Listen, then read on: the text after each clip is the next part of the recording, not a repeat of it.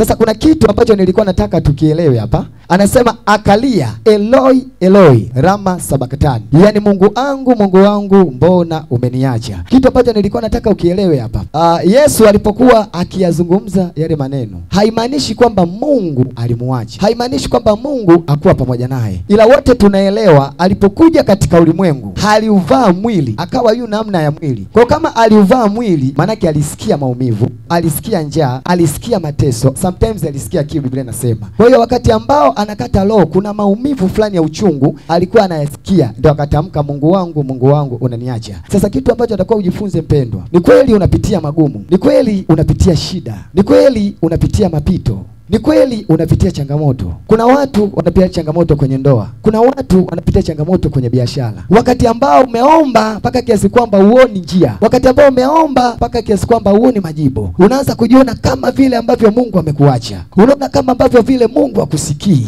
Unaona kama ambavyo vile Mungu hayuko tena pamoja na wewe. Huu ni wakati ambao si kwamba Mungu amekuacha, ila Mungu anataka uendelee kumtafuta zaidi. Kwa hiyo tunajifunza kupitia Yesu alipokuwa anaugua, anapata uchungu. Jifunza kwamba tunapopita katika magumu, wakati wa kukataliwa, wale ambao walikuwa wanategemea watakusaidia wameondoka. Wale ambao walikuwa wanategemea wanaweza kuwa pamoja nao wameondoka. Wale ambao walikuwa wanatumaini kwamba wanaweza kukupa msaada kwa wakati wa magumu wameondoka. Wakati ambao watu wameondoka na unawahitaji, ndio wakati wa kumtafuta sana Mungu kuliko kuendelea kulia. Wakati ambao unapita katika changamoto, ndio wakati wa kumtafuta Mungu kwa kiwango kikubwa kuliko kuendelea kulia.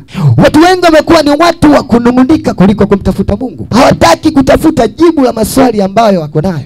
Wengine wamekata tamaa tena kumtafuta yule Mungu hawataki. Wengine wamekata tamaa tena kuabudu hawawezi. Wengine wamekata tamaa makanisani hawaji. Baada wamebaki tu watu wa kunung'unika. Kwa sababu gani? Kwa sababu wamejaribu kumtafuta Mungu wakati wa majaribu, wakahisi kwamba Mungu hayupo wakati ule. Lakini kumbe wakati wa majaribu ndio wakati wa kuongeza spidi ya kumtafuta Mungu.